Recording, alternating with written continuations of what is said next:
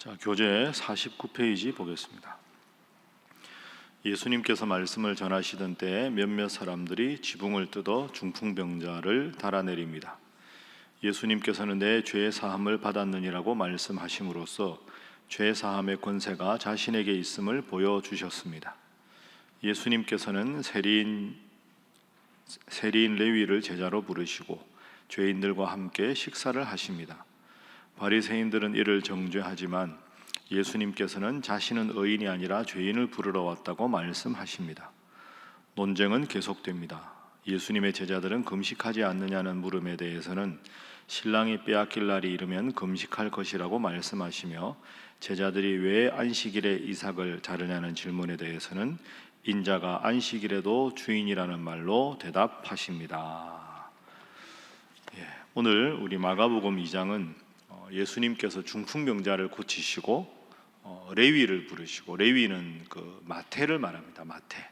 제자 마태를 부르시고, 그 다음에 이제 예수님께서 기적을 행하시고 소문이 많이 나니까 예수님의 대적자들이 이제 예수님을 방해하려고 조직적으로 움직입니다. 그래서 뒷부분의 18절 이하에 보면 금식에 대해서도 시비를 걸고 안식일에 대해서도 시비를 겁니다. 근데 그런 여러 가지 시비에 대해서 예수님은 거침이 없습니다. 쉽게 생각하면 이 사람들이 예수님을 공격하는 건 수준이 이 정도 되면 예수님은 한 이 정도 되시니까 어떤 수준의 공격을 해도 아주 당당하게 거침없이 정확하게 말씀에 대해서 해석을 하게 되는 거죠. 오늘 2장을 쭉 읽어보면 예수님의 영적인 권위가 얼마나 대단한가, 예수님이 얼마나 위대하신 분인가 하는 것을 알 수가 있습니다. 어제 말씀은 수많은 병자들을 고치시고 기적을 행하시는 능력의 예수님이었다면, 오늘의 예수님, 2장의 예수님의 모습은 언제 어디서나 대적자들 앞에서도 항상 할 말 준비하시고 당당하게 대응하는 영적인 자신감이 넘치는 그런 예수님 모습을 볼 수가 있습니다. 여러분은 어떻게 생각하십니까? 우리도 예수님처럼 다른 사람들 보기에는 당황스러울 순간이고, 다른 사람들 보기에는 야, 이거 큰일 났다 싶은데 당당하게 그 문제를 정면 돌파해서 거침없이 해결하는 이 예수님 모습을 본받고 싶지 않습니까? 어떻게 하면 우리가 영적인 자신감을 가지고 우리 앞에 닥치는 모든 문제를 이렇게 지혜롭게 슬기롭게 잘 극복할 수 있는가? 오늘은 그 비결에 대해서 본문을 중심으로 한번 살펴보겠습니다. 자, 영적인 승리의 비결 첫 번째는 분명한 자기 정체성입니다. 그래서 기도 제목은 분명한 자기 정체성을 가지고 살아가게 하소서 하는 것입니다. 하나님이 나를 보내셨다, 이런 분명한 자기 정체성이 있어야 우리가 이 모든 유혹과 시련을 극복할 수가 있는 겁니다. 자, 예수님의 모습을 오늘 한번 보겠습니다. 1절부터 우리가 잘 아는 대로 중풍병자를 예수님께서 고쳐주시는 장면입니다. 그 중풍병자의 친구가 지붕을 뜯어서 내려서 예수님께서 그 중풍병자를 고쳐주십니다. 자, 고쳐주실 때 모습을 한번 보겠습니다. 5절 말씀, 자, 우리 5절을 함께 읽어봅니다. 시작. 예수께서 그들의 믿음을 보시고 중풍병자에게 이르시되 작은 자야, 내 죄 사함을 받았느니라 하시니. 아멘. 내 죄 사함을 받았느니라, 예수님께서 이렇게 말씀을 하셨습니다. 그러니까 대뜸 이제 대적자들이 예수님께 공격을 합니다. 6절에 서기관들이 앉아서 생각합니다. 아니, 이 사람은 죄를 사하는 건 하나님만 할 수 있는데 어디서 감히 죄를 사했다, 이건 신성모독이다, 이렇게 시비를 먼저 딱 거는 거죠. 그랬을 때 예수님의 대답을 보십시오. 자, 10절 함께 읽습니다. 시작. 그러나 인자가 땅에서 죄를 사하는 권세가 있는 줄을 너희로 알게 하려 하노라 하시고 중풍병자에게 말씀하시되. 아멘. 인자는 예수님이 스스로를 지칭하는 겁니다. 나는 죄 사하는 권세가 있다, 하나님께로부터 이것을 받았다, 이렇게 말씀하십니다. 그러니까 예수님의 어제의 모습은 병자를 고치는 모습이었다면, 오늘은 나는 하나님으로부터 유일하게 죄사함의 권세를 부여받은 자다. 내가 죄사함을 선포한다고 해서 시비 거는 너희들이 문제다. 더 적극적으로 말하면 오늘 본문에 나오지 않지만 내가 하나님의 아들로 세상을 구원하러 왔는데 너희 서기관들은 구약 성경을 읽어보지 못했느냐? 어찌 나를 알아보지 못하고 내가 죄 사하는 권세의 말씀을 선포한다고 나에게 시비를 거느냐? 이렇게 예수님께서 맞받아쳐서 더 중요한 공격을 하고 계신 거죠. 예수님은 분명한 자기 정체성이 있었습니다. 나를 본 자는 아버지를 본 자다. 주님이 하나님이 내 안에, 내가 하나님 안에 있다. 나와 아버지는 하나이니라. 자, 그러면 우리에게도 이런 자기 정체성이 필요하지 않습니까? 여러분의 마음속에 늘 다짐하는 여러분의 하나님으로부터 받은 정체성은 무엇입니까? 한번 따라하겠습니다. 나는 하나님의 자녀다.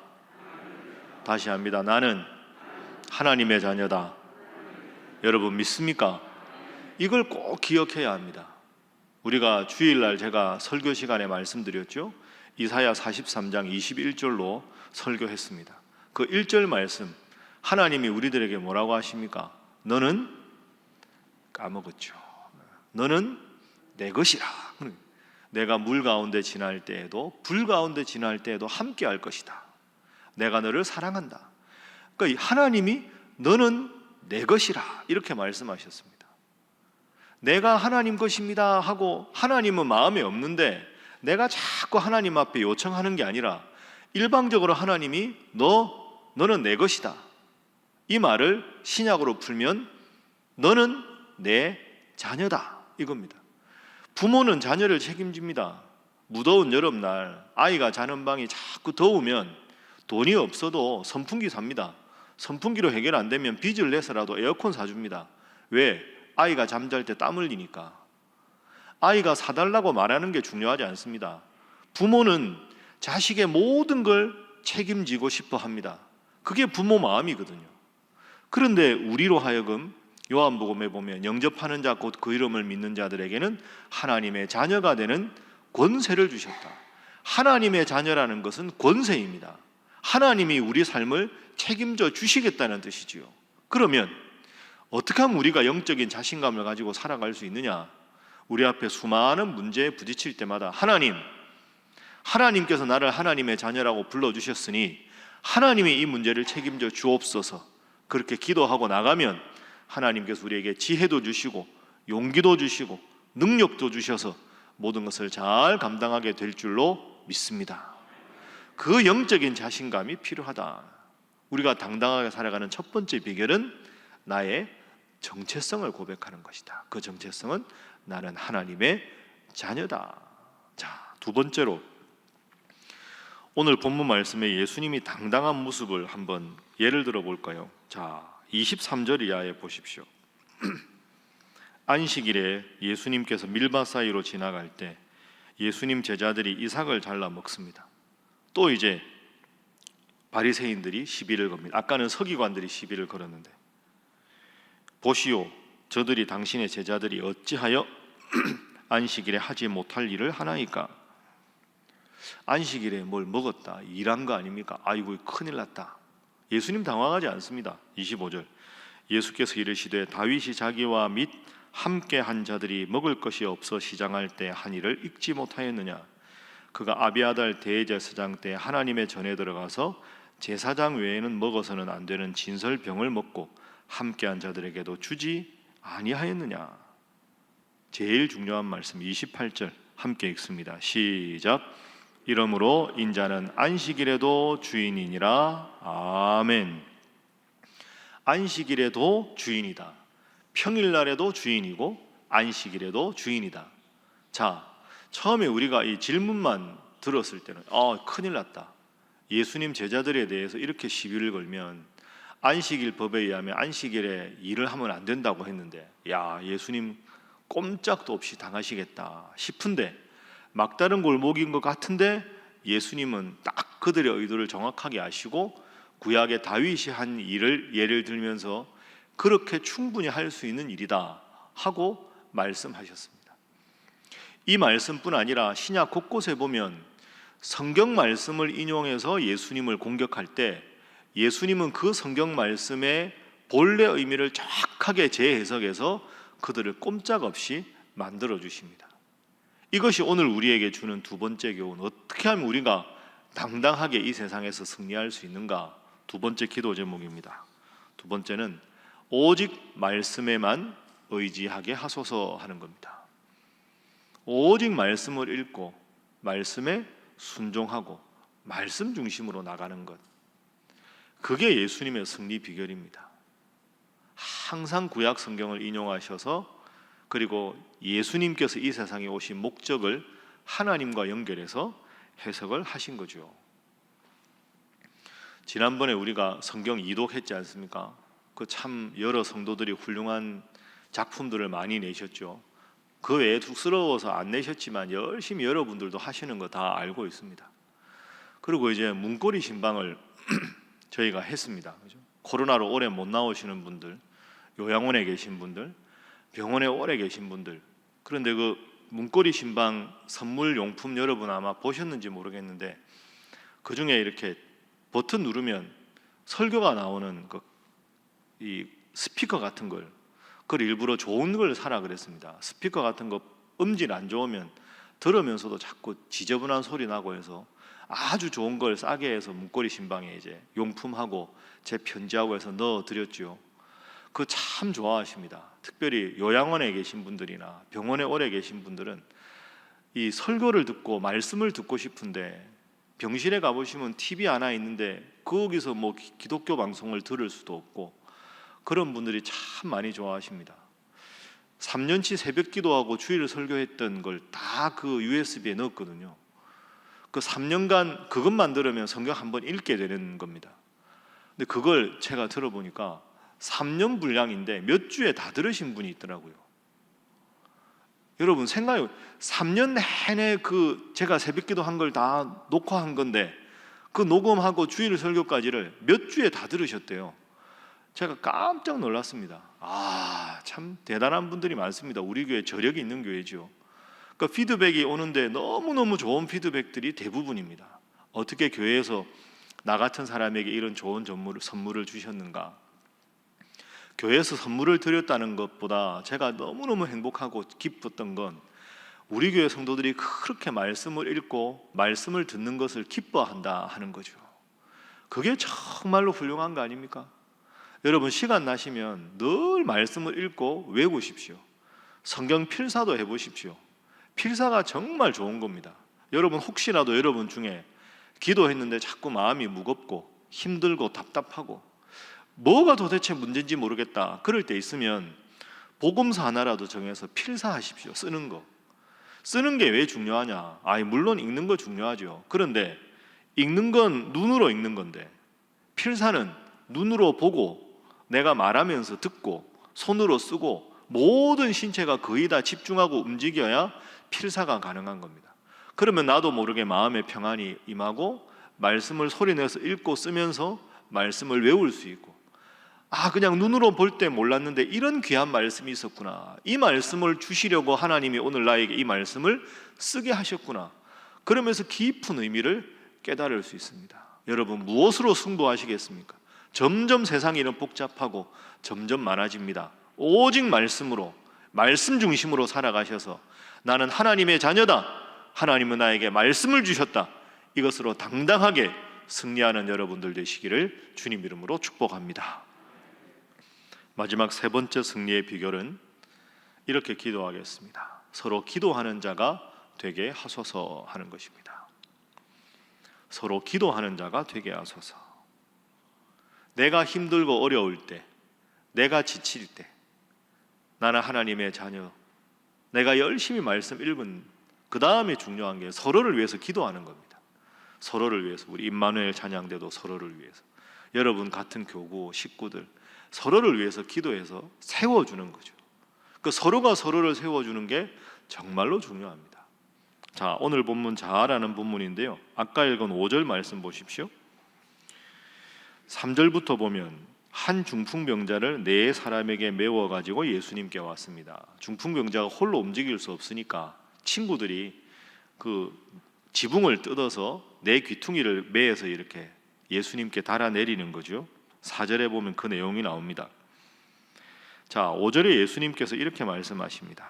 예수께서 그들의 믿음을 보시고 중풍병자에게 이르시되, 따라합니다. 예수께서 그들의 믿음을 보시고, 제가 말씀드렸죠, 중요하다고. 그들이라는 단어가 중요합니다. 그들. 여러분이 그들은 누군지 잘 안 나옵니다. 그러면 생각해 보십시오. 예수님께 중풍병자가 갔습니다.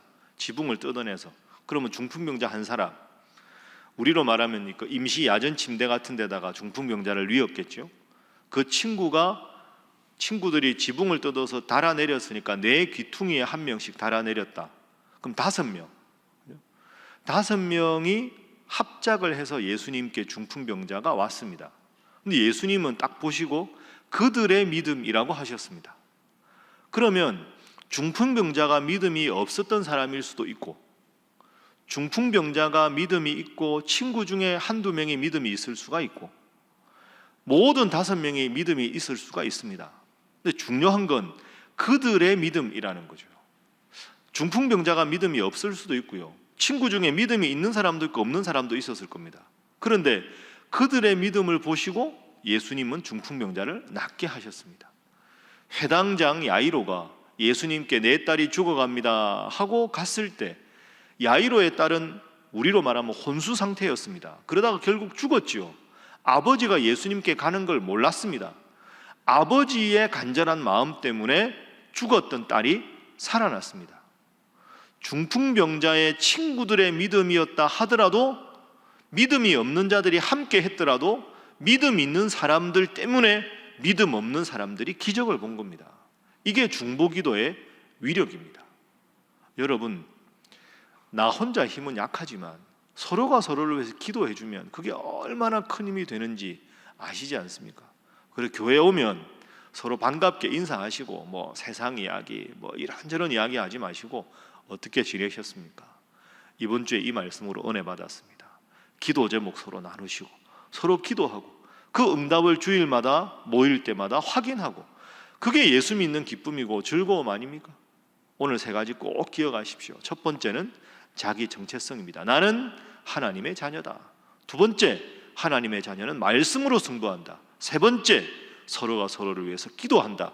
이 3가지 꼭 기억하셔서 그 어떤 문제에도 문제보다 크신 하나님의 능력으로 승리하고 복된 인생 살아가는 여러분 되시기를 주님 이름으로 축복합니다. 기도하겠습니다. 하나님, 여러 가지 세상 일에 이리 치이고 저리 치여서 때로 힘들어하고 지쳐할 때 그런 우리에게 귀한 승리의 비결을 허락해 주시니 감사합니다. 주님, 하나님의 자녀라 하나님이 나의 인생을 보시고 책임지신다는 자기 정체성을 가지고 하나님께서 주신 이 말씀이 특권이라는 의식을 가지고 늘 말씀 묵상하며 서로를 위해서 기도하여 승리하고 복된 하나님의 자녀로서의 삶을 살아가게 하여 주시옵소서. 하나님, 우리 그런 신일교회 되게 하시고 우리에게 허락하신 자녀들, 자손들 되게 하여 주옵소서. 함께 기도합니다. 주여 믿습니다. 주여 믿습니다. 주여 믿습니다.